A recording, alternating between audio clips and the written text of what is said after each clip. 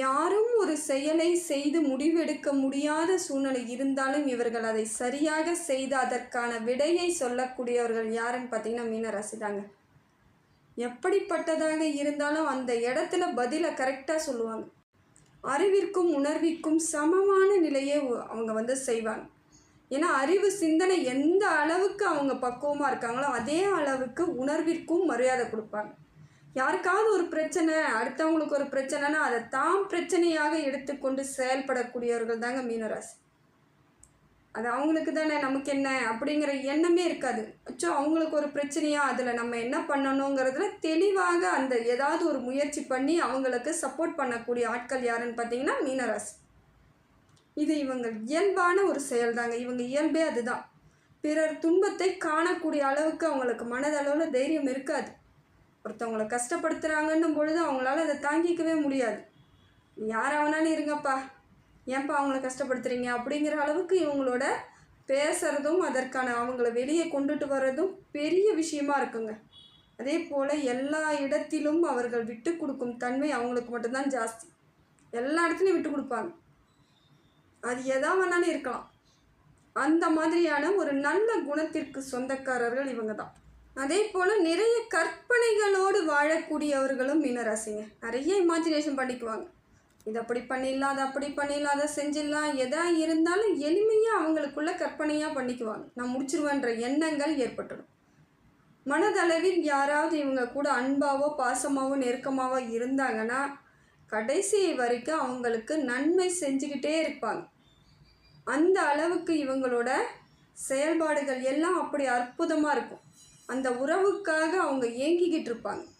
நமக்கு ஒரு நல்லது பண்ணியிருக்காங்க, அப்போ நாம் அவங்களுக்கு நன்றி உணர்வோடு இருக்கணுங்கிற எண்ணத்தோடு செயல்படுவாங்க. ரொம்ப பரிவாக இருப்பாங்க. மனசுக்கு இதமானவர்களாக இருப்பாங்க. தனித்துவம் தன்மை மிக்கவர்களாக இருப்பாங்க. மீனராசினாலே அந்த மாதிரி ஒரு இயல்பு தாங்க அவங்களுக்கு.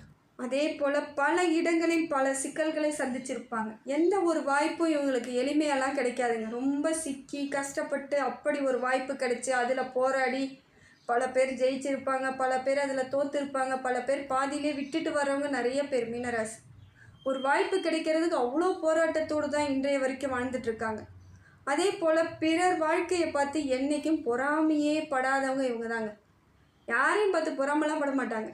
அலட்சியமாக தூக்கி போட்டு போய்கிட்டே இருப்பாங்க. நீ வாழறியா வாழ்ந்துக்கோ அப்படிங்கிற எண்ணத்தோடு செயல்படுவார்கள். ஆனால் மீனராசியை பார்த்து மற்றவங்க அத்தனை பேருமே பொறாமப்படுவாங்க. அதுதான் நிதர்சனமான உண்மை. ஏன்னா இவங்க கையில் எதுவுமே இல்லைனாலும் இவங்க நிற்கிறதே ஒரு ஸ்டைலாக இருக்கும், பேசுகிறது அழகாக இருக்கும், நடக்கிறது சிரிப்பாக இருக்கும். ஏதோ ஒரு விதத்தில் இவங்களுக்கு இயல்பாகவே நல்ல குணங்கள் நல்ல செயல்கள் அந்த மாதிரி இருக்கும் பொழுது மற்றவர்களுக்கு இவங்களை பார்த்தாலே ஒரு பொறாமை. எவ்வளோ கஷ்டம் இருந்தும் அவங்க நல்லா தானே இருக்காங்கன்ற எண்ணத்தோடையே இருப்பாங்க. ஆனால் நிஜமாலுமே எல்லா கஷ்டத்தையும் எடுத்து தூக்கி கடாசிட்டு எப்பையும் மனதளவில் அவங்க ஒரு தங்கம் போல தான் ஜொலிப்பாங்க. இதுதான் மீனராசியின் இயல்பான வாழ்க்கை. என்ன ஒன்று, மற்றவங்க வாழ்க்கைக்காக அதிகமாக இவங்க ஈடுபடுறதுனால தான் வாழ்க்கையில் என்ன நடக்குதுன்னு தெரியாது. இதனால் இவங்க பின்தங்கிடுறாங்க. எல்லா இடத்துலையும் பின்னாடியே இருக்கிறாங்க. முன்னாடி மற்றவங்கள போக வச்சுட்டு இவங்க அதே இடத்துல நிற்கிறதுனால தான் பல பிரச்சனைகளை இன்றைய வரைக்கும் சந்திச்சிட்ருக்காங்க. நிறைய இடத்துல மற்றவங்க இவங்களை ரொம்ப தாழ்வாக பேசுவாங்க, ஏளனமாக பேசுவாங்க. ஆனால் எதுக்கும் இவங்க சலிச்சிக்கலனாலும் இதுதான் உண்மை. கஷ்டப்படுவாங்க.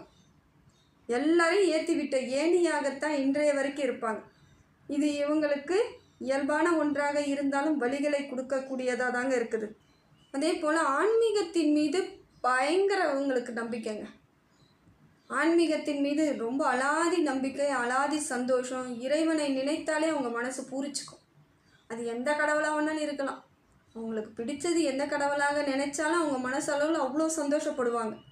அந்த அளவுக்கு இவங்களுக்கு ஆன்மீகத்தின் நாட்டம் ஜாஸ்தியாக இருக்குங்க.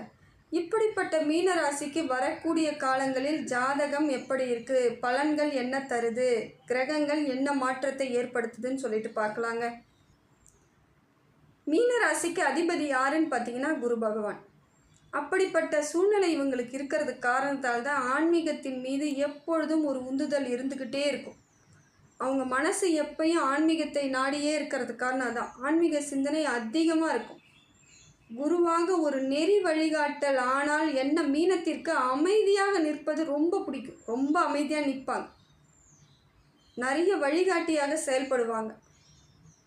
அதே போல் உணர்ச்சிக்கு அதிகமாக அடிமையாவாங்க. யாராவது அழுதுட்டா இவங்களால் தாங்க முடியாது, யாராவது கஷ்டப்பட்டா இவங்களுக்கு தாங்க முடியாது. அது மாதிரி உணர்ச்சி பூர்வமாக செயல்படுபவர்கள் இவங்க தான். இதெல்லாம் குரு இவங்களுக்கு அதிபதின்றதுனால இன்றைய வரைக்கும் அது நடந்துட்டுருக்கிறது காரணம் தான். இயற்கையாகவே இவங்களோட கடைசி காலம் வரைக்குமே இப்படி தான் இருப்பாங்க. எல்லாருக்கும் அப்படியே பாசத்தை அள்ளி கொடுப்பாங்க, ரொம்ப பணிவாக நடந்துக்குவாங்க, பக்குவமாக இருப்பாங்க. இதெல்லாம் இவங்களுக்கு இயல்பே அதுதான். அதெல்லாம் மாற்றிக்கவும் முடியாது, மாற்றவும் முடியாது. சொல்லி கொடுத்தா கூட மாற மாட்டாங்க. 3 தலையாட்டுவாங்க. நான் அப்படியே நடந்துக்கிறேன், யாருக்கும் எந்த உதவியும் செய்ய மாட்டேன்னு சொல்லிட்டு அடுத்த நிமிஷமே அதை தான் செய்வாங்க. அதெல்லாம் மாற்றிக்கவும் முடியாது, மாற்றவும் முடியாது. இதுதான் தெளிவான ஒரு இவங்களுக்கு மீனராசிக்கு நடக்கக்கூடிய ஒன்றாக இருக்குதுங்க. ரிஷபத்தில் சூரியனும் புதனும் சேர்ந்து அமர்ந்து இவங்களுக்கு நிறைய மாற்றத்தை ஏற்படுத்தி கொடுக்குறாங்க. மீனராசிக்கு தந்தை வழி உறவுகளால் ஒரு நல்ல மாற்றம் இருக்குங்க. தந்தையின் ஆசீர்வாதம் உங்களுக்கு முழுமையாக கிடைக்குது, சந்தோஷம் கிடைக்குது, புகழ் கிடைக்குது, பேச்சாற்றல் திறமை எல்லாம் தெளிவாக இருப்பீங்க. ஏற்கனவே கலைகள் மீது உங்களுக்கு ஆர்வம் அதிகமாக இருந்தாலும் இப்போ இன்னும் ஜாஸ்தியாக இருக்கும். ஏதோ ஒரு விதத்தில் உங்களால் புது புது முயற்சி பண்ணுறது, ஆடை ஆபரணங்கள், நிறைய டைலர்ஸ்லாம் இருப்பாங்க, நிறைய துணி தைக்கிறவங்க, அழகழகாக வடிவமைப்பாளர்களாக இருப்பாங்க. அந்த மாதிரியான ஒரு குணங்கள்லாம் இவங்களுக்கு புது முயற்சிகள்லாம் பண்ணுவாங்க. எப்பொழுதும் ஒரு எந்த செயல் செய்தாலும் அழகாக இருக்கும். இதுதான் இவங்களுடைய இயல்பு. அதே போல் புதன் பகவான் உங்களுக்கு மாற்றத்தை ஏற்படுத்தி கொடுக்குறாருங்க. அறிவு தெளிவு கிடைக்கும். சிந்தனையெல்லாம் இப்போ தெளிவாக யோசிப்பீங்க. யார் எப்படிங்கிற எண்ணங்கள் ஏற்படும். இருந்தாலும் சில இடங்களில் நீங்கள் விட்டு கொடுத்தாலும் பல இடங்களில் உங்களுக்காக நிற்கக்கூடிய அமைப்பை ஏற்படுத்திக்குவீங்க.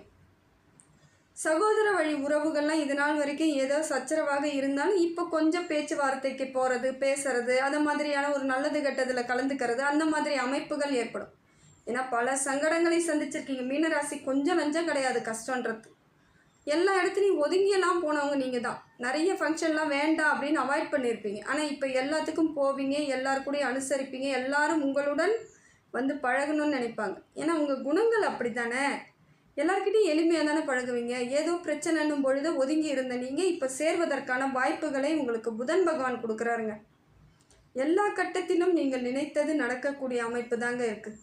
ஒரு பிணைப்புடன் செயல்படக்கூடிய அம்சத்தை இப்போ சூரியனும் புதனும் சேர்ந்து உங்கள் வாழ்க்கை மாற்றத்தை ஏற்படுத்தி கொடுக்குதுங்க. இது நேர்மைக்கு சொந்தக்காரர்களான உங்களுக்கு இறைவன் கொடுக்கும் ஒரு பரிசாகவே இருக்குது. புதனும் சூரியனும் சேர்வதால் உங்கள் வாழ்க்கையில் பல மடங்கு மாற்றங்கள் ஏற்படும். மிதுனத்தில் குரு பகவான் இருப்பதும் நல்ல ஒரு மாற்றங்க. மிதுனத்திலிருந்து உங்கள் ராசிநாதன் உங்களை பார்ப்பது தொழில் வளர்ச்சி, பொருளாதார மாற்றம், செல்வ செழிப்பு, வளர்ச்சி, அங்கீகாரம் எல்லாமே கிடைக்கும். முடிந்த வரைக்கும் நீங்கள் வாழும் வாழ்க்கைக்கு அர்த்தத்தை இப்போதுலேருந்து நீங்கள் தேடிக்கிட்டே இருக்கலாம். சரியான அமைப்பு ஏற்படும். ஏன்னா இது நாள் வரைக்கும் நிறைய கஷ்டம் இருக்கலாம். சிலர் வந்து ஓரளவுக்கு சுமாரான வாழ்க்கையும் வாழ்ந்துருக்கிறீங்க. ஏன்னா மீனராசியில் அத்தனை பேருமே கஷ்டப்பட்டவங்க கிடையாது. பெரும்பாலானோர் ஓரளவுக்கு அவங்களோட வாழ்க்கையை திறம்பட வாழ்ந்துட்டாங்க. ஒரு சிலர் பெரும்பாலான இடங்களில் பெரிய அவதியே பட்டுட்டாங்க. அதனால் இப்போ ஒரு மாற்றம் எல்லாருக்குமே இருக்குது. எல்லா மீனராசிக்குமே ஒரு மாறுதலான காலம் தாங்க. என்னங்க ஜென்ம சனியில் இருக்கிற நான் இப்போ வந்து இப்படி சொல்கிறீங்களேலாம் கேட்காதீங்க. எல்லாமே மாறிடுங்க. ஜென்ம சனிங்கிறது நாம் வந்து உங்களுக்கு குரு வீடு வந்து சனி பகவான் இருக்கும் பொழுது பெரிய பிரச்சனைகள் வராது, நல்லதே நடக்கும். உங்களுக்கு ஓரளவுக்கான மாற்றங்கள் ஏற்படும். என்ன உடல் ரீதியான பிரச்சனைகளை மட்டும் உடனடியாக பார்க்கணும், வேறு வழியே கிடையாது. அதனால் முடிந்த வரைக்கும் நீங்கள் தெளிவாக முடிவு பண்ணுங்கள். உங்களுக்கு எதை செய்தாலும் இப்பொழுது வெற்றி தான். தேக ஆரோக்கியத்தை பார்த்துக்கோங்க, நல்லா சாப்பிடுங்க, உங்களுக்கு அறிவு சிந்தனையாக தெளிவோடு இருங்க. உங்களுக்கு குரு பகவானும் சப்போர்ட் பண்ணுறாரு, சூரியனும் சப்போர்ட் பண்ணுறாங்க, புதன் பகவானும் சப்போர்ட் பண்ணுறாங்க. அப்புறம் என்னங்க, எல்லாம் மாறுதல் தான். எல்லா மாற்றத்தையும் நீங்கள் நல்லபடியாக அனுபவிக்க வேண்டிய காலகட்டத்துக்கு வந்துட்டீங்க. கடகத்தில் இருந்து செவ்வாய் பகவான் உங்கள் ராசியை பார்க்குறாருங்க. இது எப்படி இருக்குதுன்னு பார்த்தீங்கன்னா, நீச்சகதியில் இருக்கிறதுனால எப்பயும் ஒரு ஆக்ரோஷமாக இருக்க மாதிரி இருக்கும். ஏன்னா நீங்கள் ரொம்ப அமைதியான ஆட்கள் தான். இருந்தாலும் சில சமயம் டக்குன்னு கோவம் வரும், எரிச்சலாக இருக்கும், விரக்தியாக இருக்க மாதிரியான அமைப்பை உங்களுக்கு செவ்வாய் பகவான் தான் கொடுக்குறாரு. டென்ஷனே ஆகாதீங்க. நீங்கள் முடிஞ்ச வரைக்கும் டென்ஷன் ஆக மாட்டீங்க. ஆனால் கோபம் வராது, வந்தால் அதிகமாக இருக்குன்றா போல் உங்களோட நேரம் அப்படி இருக்குது. வராமல் இருந்தாலும் திருப்பி வந்தாலும் ரொம்ப கோபம் வரும். கோபத்துக்கு உச்சபட்ச கோபம்லாம் இந்த அளவுலாம் கிடையாது, அந்த அளவுக்கு கோபமும் வரும். கொஞ்சம் முடிந்த வரைக்கும் கோவத்தை குறைச்சிக்கோங்க. உடல் தேக ஆரோக்கியத்தை நீங்கள் ரொம்ப பார்த்துக்கணும். செவ்வாய் நீச்சகந்தியில் இருக்கும் பொழுது உடல் உஷ்ணத்தால் பல பிரச்சனைகள் வரும். நரம்பு சம்மந்தப்பட்ட பிரச்சனைகள் வரும். வண்டி வாகனத்தில் செல்லும் பொழுது ரொம்ப ஜாக்கிரதையாக இருக்கணுங்க. வேறு வழியே கிடையாது. எப்படியோ ஒரு விதத்தில் உங்களுக்கு ஏதாவது சின்ன பிரச்சனைகளை உங்களுக்கு செவ்வாய் பகவான் கொடுத்துட்ருப்பார். அது மனதளவில் உங்களுக்கு சங்கடங்களை ஏற்படுத்தும். அதே போல் எந்த முயற்சி செய்தாலும் முழுமையாக செய்யுங்க. வேறு வழி இல்லை. பாதியிலேயே காரிய தடை ஏற்படுவதற்கும் செவ்வாய் பகவான் அந்த மாதிரியான அமைப்பில் இருக்கார். அது கொஞ்சம் காலகட்டம் தான் அப்படி. அந்த முற்பகுதி மட்டும்தான் உங்களுக்கு கொஞ்சம் இந்த மாதிரி இருக்குது. கொஞ்சம் காலம் போயிடுச்சுன்னா அந்த பிரச்சனையெல்லாம் சரியாயிடும். இருந்தாலும் இந்த ஆரம்ப காலகட்டத்தை கொஞ்சம் கவனமாக நீங்கள் கையாளுறது நல்லது. மீனத்தில் சனி பகவானும் சுக்கிரனும் சேர்ந்து இருக்காங்க. உங்கள் ராசிக்குள்ளேயே இருக்காங்க. இது என்னங்க எனக்கு இப்படி ஒரு சங்கடமான சூழ்நிலை அப்படிலாம் எதிர்பார்க்குறீங்களா? அதெல்லாம் ஒன்றுமே கிடையாது. சுக்கிரனோடு சேர்ந்து இருப்பது உங்களுக்கு பலம் தாங்க. பொருளாதார ரீதியாக எவ்வளோ இழப்புகளை இதனால் வரைக்கும் சந்திச்சு இருந்த நீங்கள் இப்போ அதற்கான மாற்றம் ஏற்பட்டிருக்கும். இந்த நேரத்துக்கே ஏற்பட்டிருக்கும். இப்போயே உங்களுக்கு தொழில் வளர்ச்சி சரியாக இருக்கும். செய்யக்கூடிய வேலைகள் புடிமானமாக இருக்கும். இல்லை புதிய வேலைகளுக்கு செல்லக்கூடியவர்களாக இருப்பீங்க. சம்பள உயர்வு ஏற்படும். நான் என்ன வந்தாலும் செலவாயிட்டே இருக்குங்க அப்படின்னுவீங்க. அது கொஞ்ச காலம் உங்களுக்கு அப்படித்தாங்க இருக்குது. காரணம் என்னென்னா பல மடங்கு செலவுகளை இது நாள் வரைக்கும் செஞ்ச நீங்கள் இப்போ வரும்பொழுது அதற்கான கடன்களை அடைப்பது, உங்களுக்கான வேலைகளை செய்து கொள்வது, இது நாள் வரைக்கும் பிளான் போட்டு வச்சுருப்பீங்க இதெல்லாம் வாங்கணும்னு, அதெல்லாம் செய்யும் பொழுது பணம் கொஞ்சம் செலவாக தான் செஞ்சிட்ருக்கு. இருந்தாலும் உங்களுக்கான நிறைவான வாழ்க்கை வாழ்வதற்கான காலகட்டத்தை சனி பகவான் கொடுத்துட்டு தான் இருக்கார். கடன் மட்டும் வாங்காதீங்க. கடன் வாங்கினீங்கன்னா இப்போதைக்கு கொஞ்சம் நாளைக்கு அடையிறதுக்கான வாய்ப்புகளே கிடையாதுங்க. கடன் சுமை ஏற்றிக்காமல் இருக்கிறதுக்கு முயற்சி பண்ணுங்கள். முடிந்த வரைக்கும் கடனை அடைக்க முயற்சி பண்ணுங்கள். இல்லையா அதை அப்படியே கண்டினியூ பண்ணிக்கிட்டே போயிட்டுருக்கு. அதற்கான வட்டியை கட்டுறது, இல்லை மாற்றி விடுறது, கடனை இந்த இடத்துலேருந்து இந்த இடத்துல மாற்றி விடுறது, அந்த மாதிரியான அமைப்புகளை மட்டும் ஏற்படுத்துங்க. மேற்கொண்டு கடன் வாங்கும் பொழுது உங்களுக்கு கடன் இப்போதைக்கு தீர்றதுக்கான வாய்ப்புகள் இருக்காது. கடன் சுமை ஏறிக்கிட்டே இருக்கும். வருடக்கணக்கு ஆகுங்க அது சரியாகிறதுக்கு. அதுக்குள்ளே உங்களுக்கு மனபாரம் ஆகிடும். மன சங்கடம் ஏற்படும். தாழ் மனப்பான்மை வந்துடும். ஏன்னா மீன ராசிக்காரர்கள் ரொம்ப மனசளவில் ரொம்ப சாஃப்ட் கார்னர், ரொம்ப இலகிய மனசு. அப்படி இருக்கும் பொழுது நீங்கள் டக்குன்னு அந்த ஒரு இந்த மாதிரியான விஷயங்களை தாங்கி கொள்ள முடியாமல் பல இடங்களில் தவிச்சிருவீங்க. அதனால தான் முடிந்த வரைக்கும் கடன் வாங்காதீங்க. ஆலோசனை பண்ணுங்கள், கணக்கு போடுங்க. எதுவாக இருந்தாலும் இப்பொழுது இருக்கக்கூடிய காலகட்டத்திற்கு இருக்கக்கூடியதை வைத்து செலவு பண்ணுங்கள். புது முயற்சிகளை ஓரளவுக்கு தவிர்ப்பது நல்லது. இல்லைங்க நான் பண்ண வேண்டிய இடத்துல இருக்கேன்னா அது உங்கள் கையில் இருக்கிற பணத்தை வச்சு செய்யறதுக்கு முயற்சி பண்ணுங்கள். உங்களுக்கு மாற்றம் இருக்குதுங்க. எந்த விதத்திலும் கவலை கிடையாது. கவலை இல்லாத ஒரு வாழ்க்கையை உங்களுக்கு இறைவன் கொடுத்துட்ருக்காரு. ஆனால் கொஞ்சம் இந்த மாதிரி சின்ன சின்ன பிரச்சனைகள் வரும்பொழுது மனோதைரியத்தோடு நீங்கள் பாடுபட்டீங்கன்னா உங்களுக்கான வாழ்க்கை மாறிடும். சுக்கிர பகவான் உங்களுக்கு அம்சமான இதுதாங்க, தப்பு கிடையாது. உங்கள் ராசிக்குள்ளேயே இருந்து பொருளாதார ரீதியாக பல சங்கடங்களை தீர்க்கிறார். திடீர் யோகம்லாம் இருக்குது. பொருளாதார மாற்றம் இருக்குது, பொருளாதார வளர்ச்சி இருக்குது. ஓரளவுக்கு நிதர்சனமான சில விஷயங்களை செய்யக்கூடிய ஆளுமை வந்துடும். திருப்திகரமான ஒரு செயல்களை செய்யலாம். என்ன ஒன்று, நிதானம் ரொம்ப தேவைங்க. ரொம்ப ரொம்ப நிதானத்தோடு இருக்க வேண்டிய காலகட்டம் தான். ரொம்ப நிதானமாக இருக்கணும். பொன் பொருள் சேர்க்கை, ஆபரணங்கள் சேர்க்கைலாம் இருந்தாலும் சில இடங்களில் வீண் விரயத்தை ஆகுவதற்கான வாய்ப்புகளை சுக்கிரன் கொடுக்குறார். வண்டி வாகனங்கள் வாங்குறதெல்லாம் பார்த்து கவனமாக வாங்கணும். இஷ்டத்துக்கு ஏனோதானோன்னு வாங்கும் பொழுது உங்களுக்கு லாபம் இல்லாத நஷ்டத்தை ஏற்படுத்திடும். அந்த மாதிரியான சிக்கல்கள் இல்லாமல் பார்த்துக்கிறதுக்கு நீங்கள் தான் ரெடியாக இருக்கணும். சுக்கிரனால் ஒன்றும் நீங்கள் குறை சொல்லி ஒன்றும் பிரயோஜனம் இல்லை. நாம் சரியாக நடந்துக்கணும். அதுக்கு தான் இப்போ நான் இதை உங்களுக்கு சொல்கிறேன். இதை நீங்கள் சரியாக பயன்படுத்திங்கன்னா சுக்கிரனால் உங்களுக்கு எந்த பிரச்சனையும் கிடையாது. அதனால் முடிந்த வரைக்கும் நீங்கள் சனி பகவானும் சுக்கிரனும் சேர்ந்து இருந்து பல நன்மைகள் இருந்தாலும் சின்ன சின்ன தவறுதல் நடக்காமல் நீங்கள் தான் பார்த்துக்கிறது உங்கள் கையில் தாங்க இருக்குது. சிம்மத்தில் கேது பகவான் இருந்து உங்கள் ராசியை பார்ப்பது ஒரு நல்ல மாற்றம் தாங்க. ஆனால் என்ன ஒன்று, உடம்பு ரீதியான பிரச்சனைகள் வருவதற்கு வாய்ப்புகள் இருக்குது. பகைவர்கள் உருவாவதற்கும் வாய்ப்புகள் இருக்குது. ஏதோ ஒரு விதத்தில் போட்டி, பொறாமை, பிரச்சனை அதை கொடுத்துருவாங்க. கடன் சுமை ஏறுவதற்கான வாய்ப்பும் இருக்குது கேது பகவானால். இதுக்கு என்ன பண்ணணுன்னா ஒன்று வேணாங்க, விநாயகர் வழிபாடை தொடர்ந்து பண்ணுங்கள். விநாயகருக்கு அருகம்புல் மாலை சாத்த முடிஞ்சால் சாத்துங்க. இல்லையா 11 தேங்காய் கட்டி தேங்காய் மாலை போடுங்க. 11 தேங்காய் மாலை கட்டி போட்டிங்கன்னா இன்னும் ரொம்ப விசேஷம். இல்லைங்க அப்படின்னா திங்கக்கிழமை ஒரு சூர தேங்காய் உடைச்சிட்டு வாங்க. உங்களுக்கு நிச்சயமாக மாறுதல் ஏற்படும். பல பிரச்சனைகள்லேருந்து வெளியே வந்துடலாம். ஏன்னா நோய் வர்றதும் சங்கடம், பகைவர் ஏற்பட்டாலும் உங்களுக்கு தொல்லை தான். ஏதோ ஒரு விதத்தில் உங்களுக்கு மனசை போட்டு கஷ்டப்படுத்திகிட்டே இருக்கும். கடன் சுமை ஏற்கனவே இருக்குது, இதில் மறுபடியும் கடன் வாங்குகிற அமைப்பு ஏற்பட்டால் உங்களுக்கு மாற்றம் இல்லாத ஒரு கஷ்டத்தை ஏற்படுத்திடும். அதனால் முடிந்த வரைக்கும் கேது பகவான் இந்த அமைப்பில் இருக்கிறதுனால நீங்கள் கொஞ்சம் நிதானத்தோடு செயல்படுவது ரொம்ப நல்லது.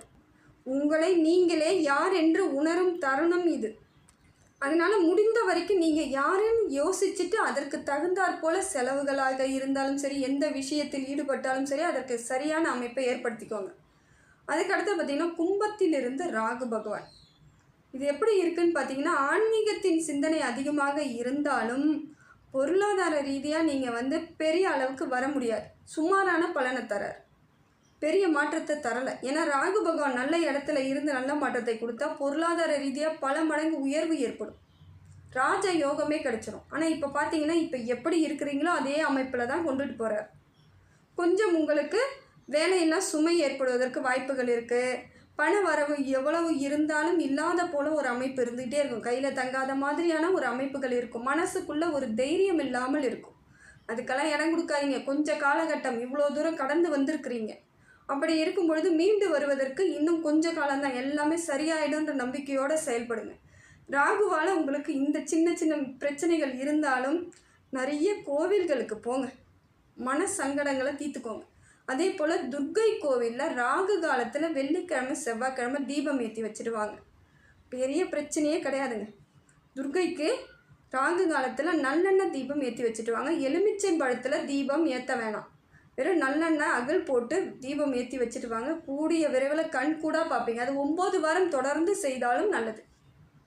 இல்லைங்க என்னால் முடிஞ்ச முறைக்கு தான் செய்ய முடியும், பரவாயில்ல, எப்போல்லாம் டைம் கிடைக்குதோ அப்போல்லாம் செய்யுங்க, மாற்றம் ஏற்பட்டுடும்.